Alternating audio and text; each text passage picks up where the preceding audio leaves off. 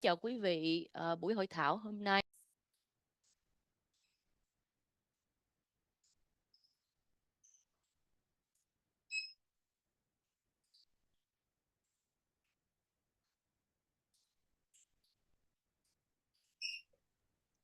Rena, you might be muted. I can't hear you. One sec. Can you hear me now? Yes. Okay. My screen is my slides ahead of me for some reason. But welcome everyone. I'm going to try to get back to the beginning of this, but my name is Rena Newell and I'm a senior stakeholder liaison with the Internal Revenue Service. I'm excited to be here today to share some information with you on understanding your individual tax identification numbers, as well as provide some information with you on employer identification numbers. Part of what I do as a senior stakeholder liaison is I go out to various communities for taxpayers, industry, small business, and tax professionals, and I interact with these communities and share information in regards to tax Thì vẫn cái phần education nào đó mà as cho well biết as thông tin resources. về Someone's not muted. Okay, they're muted now. So as I indicated, I do share information with various organizations within the community. We deliver information on individual and small business tax obligations, as well as significant tax initiatives. So I'm really glad to have this opportunity today to share some information with you on the individual tax identification numbers and the employer identification numbers. First, we're going to go have an overview. Today, we'll cover topics for the ITIN overview, the tax reform, how does Tax Reform Act impact the ITIN holders, who should and should not renew ITINs, the ITIN renewal process, and some common errors or delays for the processing of the ITIN application. We'll also discuss the EIN overview, EIN eligibility, the responsible party, and how to apply for an EIN. So Section 6109 allows IRS to issue identifying taxpayer identification numbers, also known as TINs, TINs, for tax purposes.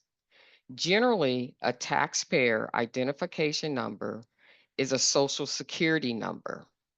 Individuals not eligible to receive a Social Security number, they are the individuals that will be issued and may apply for an I-10.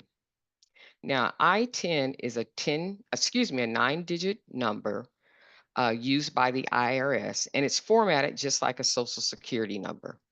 Each I-10 begins with the number 9 and has a fourth and fifth digit ranging from 50 to 65, 70 to 88, 90 to 92, and 94 to 99.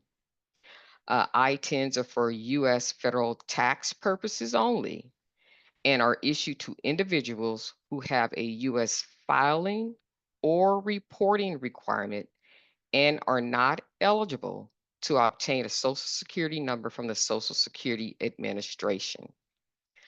I-10s are issued regardless of immigration status. Both resident and non-resident aliens may have a U.S. filing or reporting requirement. Now, I-10s do not serve any purpose other than federal tax reporting, and they are not intended for use outside of the federal system.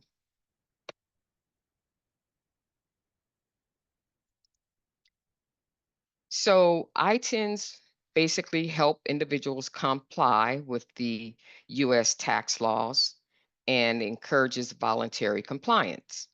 And it provides a means to effectively process and account for tax returns and payments for those individuals not eligible for Social Security numbers.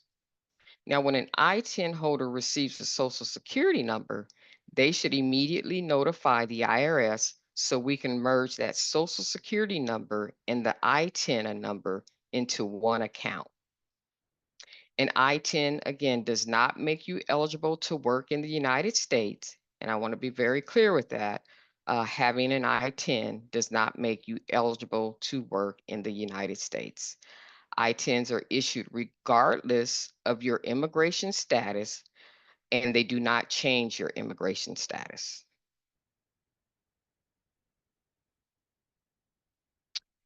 The Tax Cuts and Jobs Act, or also known as TCJA of 2017, it resulted in significant changes not only for I-10 holders but also for eligibility for some taxpayers. So the new law suspended the deduction, the personal exemption deduction, if you all recall, that we used to get for each exemption we claimed on our tax return. Well, in 2017, that was suspended. So for any tax years from 2018 through 2025, there was no longer the personal exemption.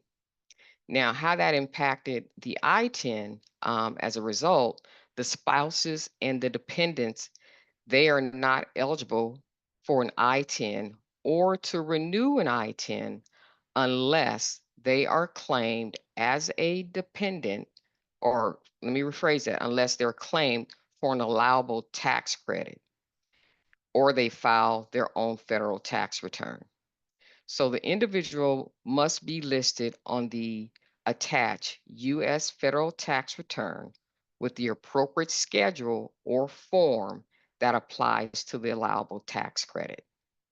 Now, allowable tax benefit includes a spouse filing a joint return, head of household, the American Opportunity Credit, and the premium tax credit, as well as credits for other dependents. Additionally, most spouses and dependents don't need to apply for or renew I-10s as they no longer have a tax purpose if they're basically not being claimed on the return for a credit and or to qualify as head of household. So again, this is only for most spouses and dependents, and we'll discuss some exceptions later in this presentation. Now, how do we, yes. I have a quick question in the chat. It says, Uh-huh. can someone without legal status obtain ITIN? They only have a foreign passport. I would say yes. Because again, it's for resident, non-residents, anyone that is here. The whole purpose of the I-10 is years ago when I was a tax auditor, individuals were here from another country or wherever, and they didn't have a social security number. And what they did was they made up numbers. And in the process of them making up numbers, they could have had yours or mine, right? And what they were doing was paying into these individuals' social security. So the creation of the I-10 was to ensure that individuals working here, earning income, have the ability to file a tax return and report the income that they've earned. So did I answer the question?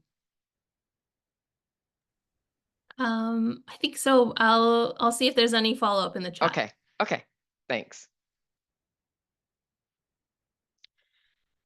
Are you guys seeing that my screen pop-ups coming on? I hope not. No, I see. Okay. Yeah, I just see your presentation. Okay. So basically how to go about applying for an I-10, and you use the same form to renew an I-10. You complete the W-7, and the W-7 also comes in Spanish, and attach a valid U.S. federal income tax return unless you qualify for an exemption tax cuts and job act. So simple form, instructions are included on the form, and we'll also, towards the end of the presentation, let you know where you can get assistance with this form. Now, if your I-10 wasn't included in a United States federal tax return at least once in the last 3 years, either as the I-10 of an individual who files a return or as the I-10 of a dependent included on a return, that will expire on December 1st of the third consecutive year, tax year of non-use. So for example, tax years 2021, 2022, or 2023, if it has not been used, your ITIN will expire on December 31st of 2024. Now you need to take action to renew it if it'll be included on the U.S. federal tax return for this current year. Now, some ITINs have already expired. Real briefly, ITIN with middle digits 70 through 88, or ITINs with the middle digits 90 through 99. Those were usually assigned before 2013, so those have already expired. Who should renew? Taxpayers that expect to file a U.S. federal return in 2024 should renew their ITINs now. Now, if you received a notice CP48, I'll repeat that, CP notice 48, you must renew your individual tax identification number to file your U.S. tax return. The following is what's stated in the CP notice. You must renew your individual tax identification number to file your U.S. tax return if you or someone listed on your return, if the middle number on the ITIN has expired. And the CP notice will basically inform you of those expired middle numbers to let you know if you need to renew it or not. Now, for tax years after December 31st, 2017, spouses and dependents who could have been claimed in previous years for the personal exemption are not eligible for an ITIN or to renew an ITIN, again, unless they qualify for the allowable tax benefits or they file their own return. The individual must be listed on a federal tax return with the schedule or form that applies to the allowable tax benefit.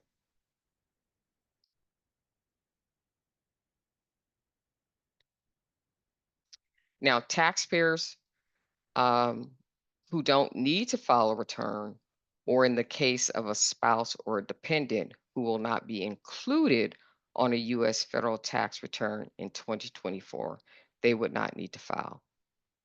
ITINs used only on third-party information returns, such as 1099, W-2s, and things of that nature, they don't need to be renewed either. You can continue to use your ITIN for information return purposes, even if you no longer, it's valid for actual return filing. So if a taxpayer subsequently has to submit a tax return, then of course they would have to renew it. But if you're only using your ITIN for processing of information returns, then you don't have to renew it. But if you need to file a return and that ITIN is expired, or you'll definitely have to renew it. So I want to make that distinction. Also, if they became a U.S. citizen or legal resident alien and have a Social Security number, they must provide their Social Security number and the previous ITIN number to the ITIN operations or call IRS at 1-800-829-1040. And IRS, again, will merge that ITIN number and that Social Security number together. Any questions thus far?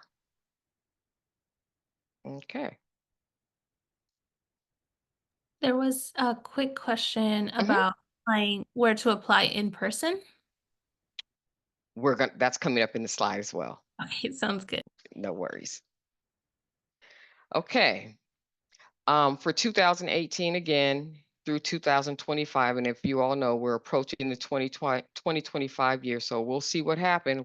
We have an election coming up, and that will dictate what will happen with these timeframes I'm giving you here today.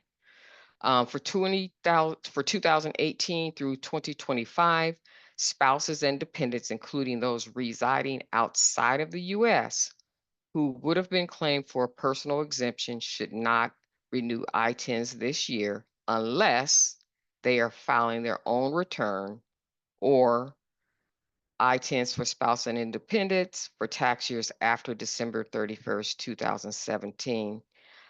spouses and dependents who could have been claimed in previous years for their personal exemption are not eligible for the ITIN or to renew an ITIN, again, unless they qualify for the allowable tax benefit or file their own tax return. So again, the renewal and the completion process for a ITIN, it's the same form. You just have to ensure that you check the appropriate box. There's a box for a new ITIN, renewing an ITIN. So as I indicated, taxpayers will need to ensure that the box says renew an existing ITIN and submit all required documentation, including the original documents or certified copies of documents by the issuing agency. The documents must be consistent with the applicant's information provided on the Form W-7. Example, if you had a name change due to marriage, you must attach a copy of the marriage certificate to verify the name change. Additionally, you must check a reason for applying. For example, non-resident alien filing a U.S. federal tax return or U.S. resident alien based on the days present in the United States or dependent of U.S. citizen or resident alien. All family members associated with a single return can renew at the same time if at least one of the family members' ITIN is expiring. Generally, if a taxpayer is renewing an existing ITIN, they may submit W-7 renewal application without attaching a return. But if renewing a spouse or dependent and they are claiming an allowable tax benefit, then you must attach a federal tax return to prove the allowable tax benefit, whatever it is, if it's head of household, American Opportunity, or other dependents. Now, there's a few options to submit the W-7 application for renewal of an ITIN. They can renew it by postal service. The time frame is usually 7 weeks, and this is what they say, but it could be longer. 9 to 11 weeks during peak processing periods. The original or certified copies of documents from the issuing agency that are submitted with the application will be returned within 60 days. And if you do not receive that, your information that you provided, your supporting documentation, please contact the Internal Revenue Service. Another way in which you can submit your application is through our authorized certifying accepting agent, or a CAA. They're a very important part of the ITIN application process. CAAs meet with taxpayers and they conduct an interview and determine your ITIN eligibility, either face-to-face or through video technology. I'd like to advise you that CAAs, they do charge a fee for their service, and we'll share more information regarding their role and benefits coming up in a few slides. Now, another alternative of the three, I'd suggest, I'd stay away from snail mail if at all possible, but the CAA, just search around and see which one's most appropriate for you and what their fees are. But another option is directly, the W-7 form is directly submitted to the IRS. And this is basically through our designated Taxpayer Assistance Center, also known as TAC, TAC. These TAC locations that are, you can go to irs.gov and look at, put in TAC Assistance Center to find the locations. But at these sites, the W-7s are authenticated, all original or certified copies of your documents for primary and secondary taxpayers. The passport, your national identification card, and birth certificate for dependents. So these are individuals that will at the IRS that will review the information. To use this service, taxpayers must schedule an appointment before visiting the location, and the telephone number to call and schedule an appointment is 844-545-5640. Again, this is for our taxpayer assistance centers, in which it's an alternative for you to submit your W-7. That number again is 844-545-5640. Now, once your application is received, you'll then receive a notice stating that your ITIN has been renewed, and that is notice CP 565, CP 565.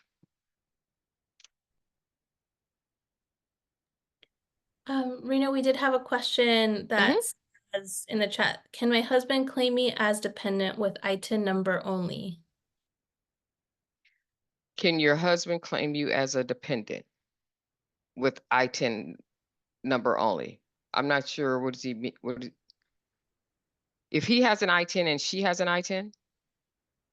I'm not sure. Maybe they would like to unmute. So it looks like he has a social security number, and then I think it would be that she has an ITIN. Okay, does the person he's claiming qualify him for a credit?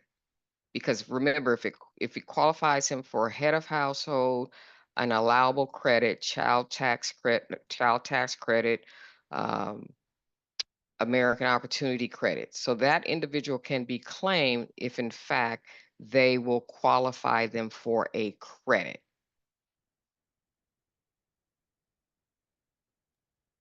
I'll see if there's any follow-up. Okay. Okay. Anything else in the chat?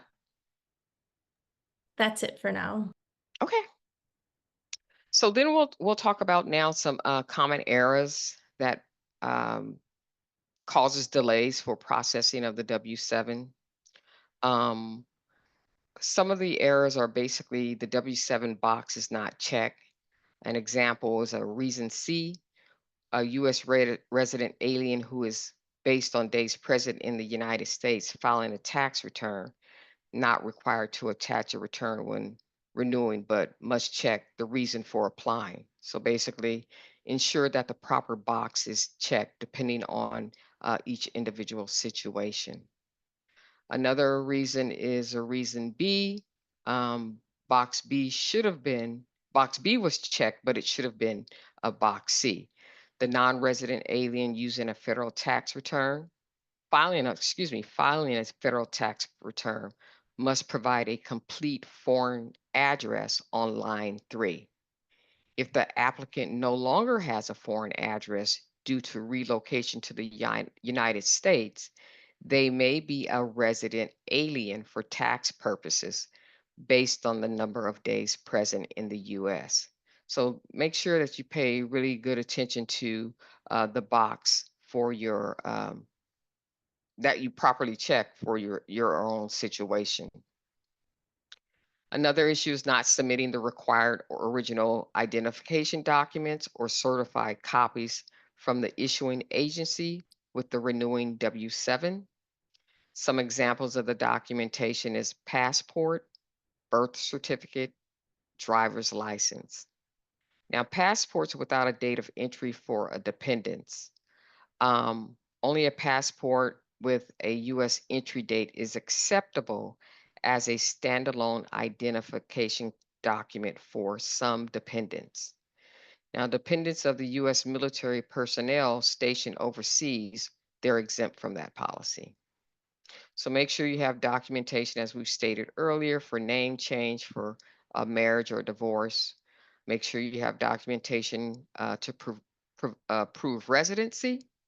U.S. medical or school records for dependents under the age of 6, U.S. medical records for dependents age 6 and over, but under the age of 18, and U.S. school records if a student, rental statements, bank statements, or utility bills listing the applicant's name and U.S. address if they are over the age of 18.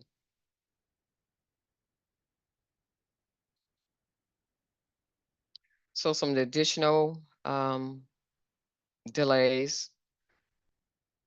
Proof of U.S. residency, a passport that doesn't have a date of entry won't be accepted as a standalone identification document for dependents unless they are dependents of the U.S. military personnel stationed overseas. In these cases, applicants will be required to submit at least one of the following original documents in addition to the passport to prove U.S. residency. If under the age of 6, as we stated, U.S. medical records, school records, U.S. state identification card that lists the applicant's name and the U.S. address. If they are 6 years of age but under the age of 18, U.S. school records, state identification card, driver's license that lists the applicant's name and U.S. address, or a U.S. visa.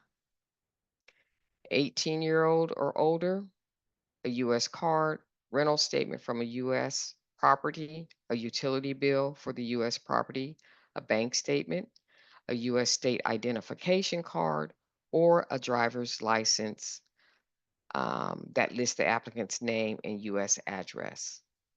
One of the things about the school records for the kids, what I would do, although school is like from September to June, I would just try to provide a full year so they can see from January to December, which would capture everything.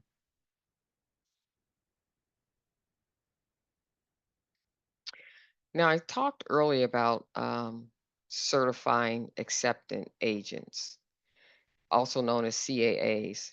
They're a critical success to the ITIN program because their proximity and availability to taxpayers who need ITIN. So it's very important. Although use of the CAAs was previously on hold, they are underway again. Now, CAAs can be an educational institution, a financial institution, government entities, community-based organization, or tax practitioners. Now, the CAA, they'll facilitate the ITIN application process by verifying the foreign status and identity of all applicants, and they'll mail the complete application package directly to the IRS.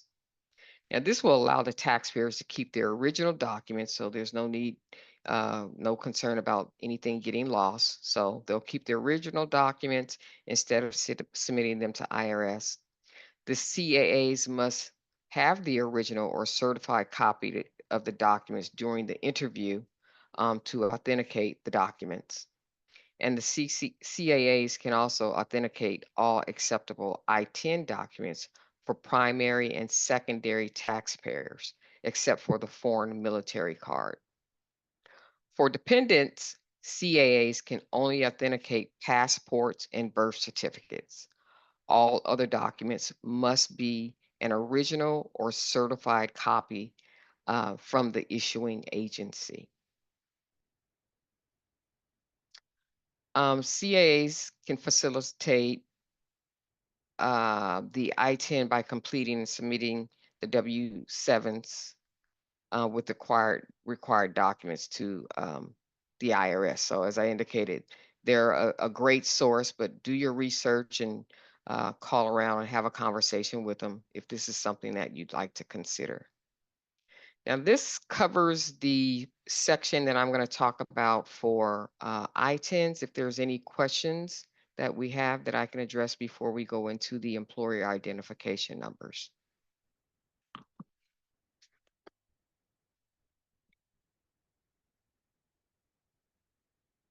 Okay. So next, we're going to discuss the employer identification numbers. And the employer identification number, it too is a 9-digit assigned to employers, sole proprietors, corporations, partnerships, estates, trust, and certain individuals and other entities for filing taxes and reporting purposes. Now, employer identification numbers are issued also for the purpose of tax administration and are not intended for participation in any other activities. It's used to identify the tax accounts of employers and certain others who have no employees. And that would more than likely be a sole proprietor.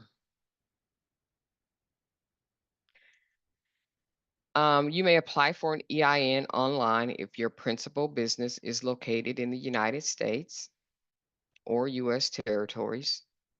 The person applying online must have a valid taxpayer identification number, which is a Social Security number, a ITIN, and an EIN. And you're limited to one EIN per responsible party per day.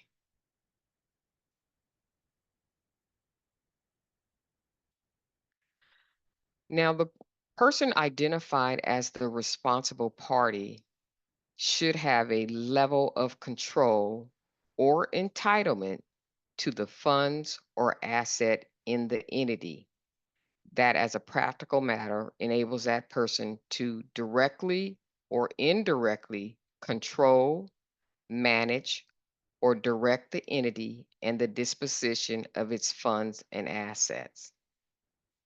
Unless the applicant is a government entity, the responsible party must be an individual, that is a natural person, not an entity.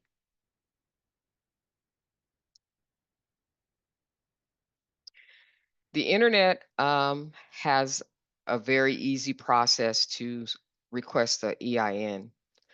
It's the preferred method for customers to apply for an EIN. Once the application, you answer the questions that are provided online as you go through the processing. And once the application is completed, the information is validated while you're actually inputting the information. So it's pretty expeditious. And once the information is validated, an EIN is issued immediately.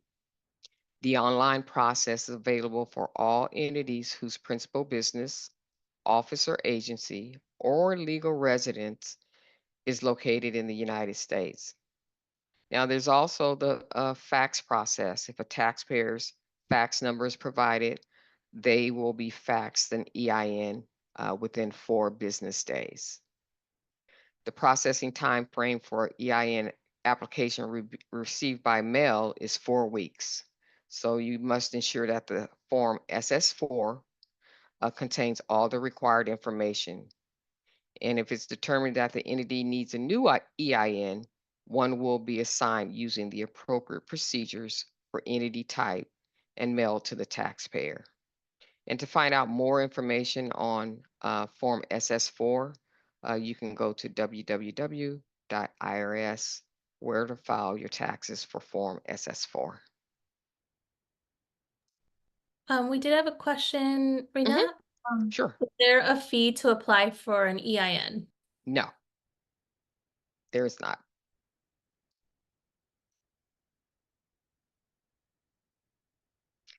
So this is the EIN application, both the paper form and the online tool, as I indicated, requires a responsible party, and that's in item number 7A on the individual tax form. So it's not a very complicated form, and it has all the instructions. And then the next part is the responsible person. The responsible party must be an individual, and the individual's social security number or individual tax ID number, identification number, must be used on line 7B. We no longer allow an entity using EIN as the responsible party. So if there's an entity already out there with an employee identification number, they're not allowing that to be a responsible party.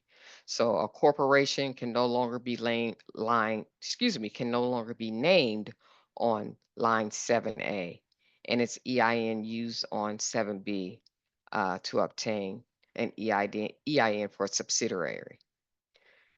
That's basically a company that belongs to another company or referred to as a parent or holding company. So that's no longer allowable. It must be, so to say, it must be an ITIN, excuse me, or a social security number. Okay, the purpose of this twofold, the number one reason is security. We believe this action will help safeguard the EIN, and our Inspector General recommended this action. IRS did not agree with the recommendation, but this is what we're doing currently. The second reason involves curbing the use of shell companies for tax avoidance purposes. This change will bring additional transparency to the process. Now, the only exceptions to the requirement that an individual be named for federal, state, local, and tribal governments, including military. Those entities can continue to cite an agency as a responsible party and use an EIN. So the exceptions are if it's the federal, the state, the local, and tribal government, including the military, they can name a responsible party can use an EIN. Okay.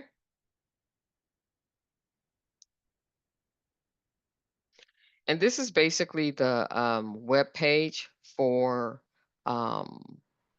applying for EIN. It has some various questions. Do I need a new EIN? How to apply? Lost or misplaced EIN? So there's links right on the web page that if you have any questions about, you're able to just click on the link and get the information. And as I indicated, this is a free service offered by the Internal Revenue Service, and the EINs are issued immediately. A helpful tip that I'd like to share is that it will allow you to print out a letter with your EIN information on it. So have access to a printer or a way to save that letter so you have it immediately for things like setting up a business banking account or for your records.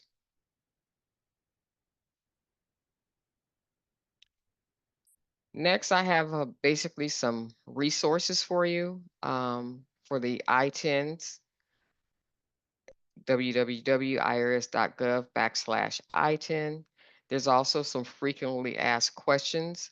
Our frequently asked questions are updated as different information comes in or questions that arise that we not put on there yet. And then there's also the employer ID numbers that you can find on there as well. That concludes the presentation I have for you all at this time. If there's any additional questions, I'll be more than willing to address them for you. Yeah, and if anybody wants to unmute, oh, we have someone that wants to unmute. I'm gonna let them. Nuria, I'm gonna allow you to talk, and I can translate if needed. Hi, Nuria. Hello. Yeah, go ahead. Feel free to ask your question. Okay, I want to ask, can you listen to me? Yes, we can hear you. I hear you. Okay. I want to ask about, I want to apply for my ITIN, having a LLC registered under my name, but that is in the status of foreigner. Could you clarify that, Anna, for me? Nuria, can you repeat your question? Yeah, like I have opened an LLC as a foreigner. Yes.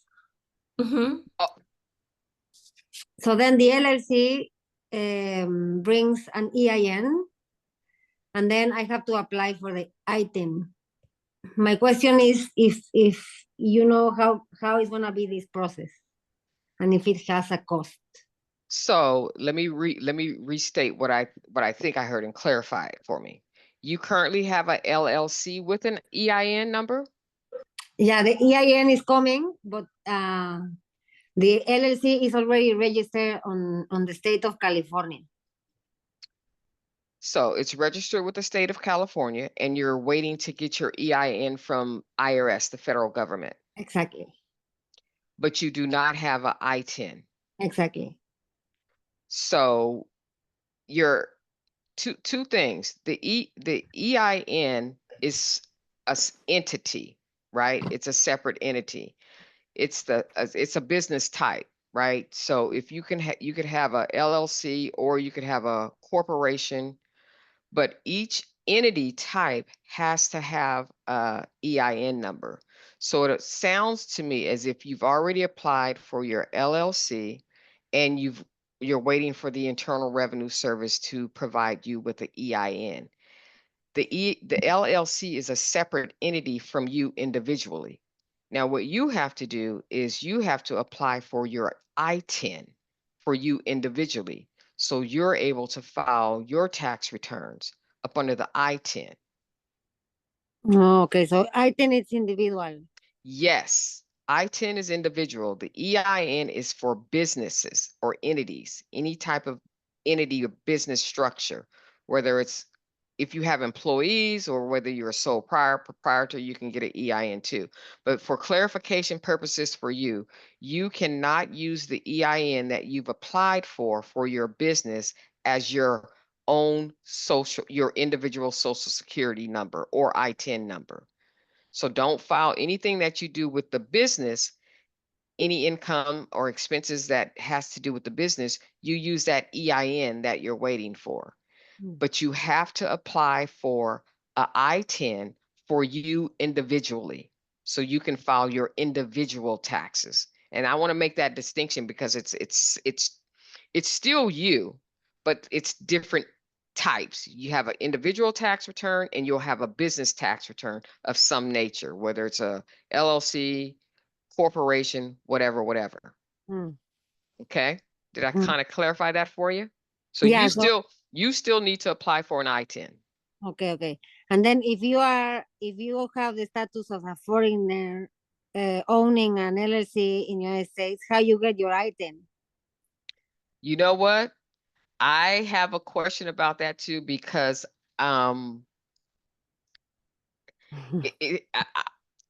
you jot down my email address. Okay. I'm being recorded. Okay.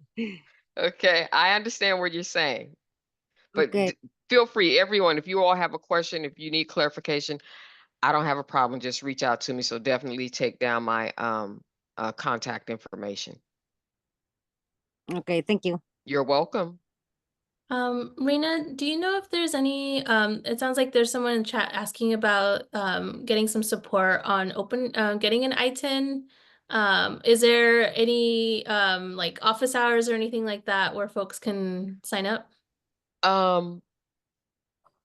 Let me try to real quick go to the tax assistance center, because it used to be years ago where you could just walk into IRS, but they don't have that anymore. But if you go to irs.gov, and I'll be totally honest with you, the tax center, the tax assistance centers, they're really good. They basically, you have to schedule an appointment and they could assist you with getting your W-7, helping you process that, and going over the actual documentation. What I would encourage everyone to do is, if in fact you have you do schedule an appointment, try to get as much documentation that you can, so you can get it done, because if you don't have everything, they'll have to have an appointment and you'd have to come back. But if I can be of any assistance in terms of what you can get, please just reach out to me and I'll assist as best I can. But I know for sure the tax centers, the tax assistance centers, they do have individuals that will assist processing the W-7 return application. Thank you, Rena. You're welcome. Was there anyone else that had any questions? Feel free to raise your hand. I can unmute you.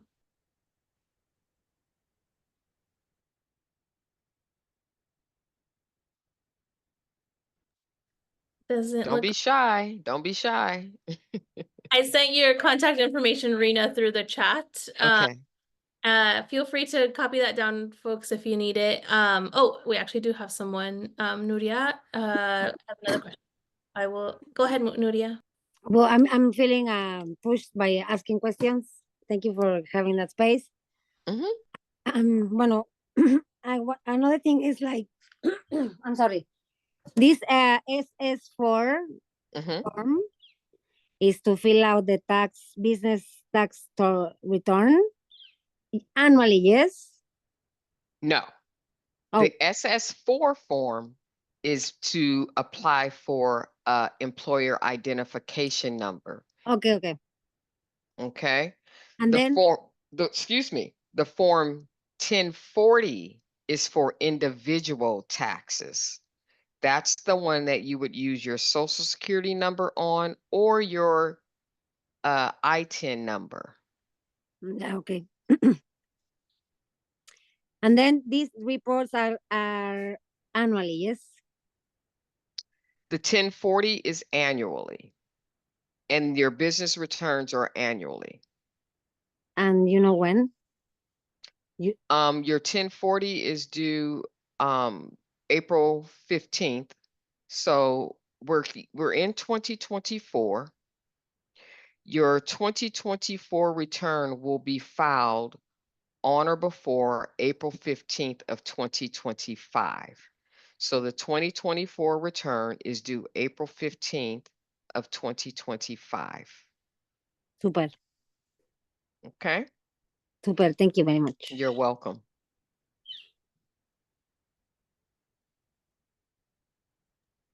Thanks, Rena. I'm Okay. not seeing any more hands raised, but feel free to reach out to Rena if you have any questions.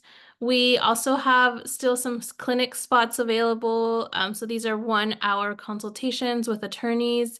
If you have questions about business entity formation or contract reviews, that is available. Feel free to apply. I sent the link over through the chat. But thank you, everyone. And thank you so much, Rena, for the opportunity to share your information. And thank you so much to the interpreters today as well. Thank you. Thanks. Bye. Have a great evening. Bye-bye.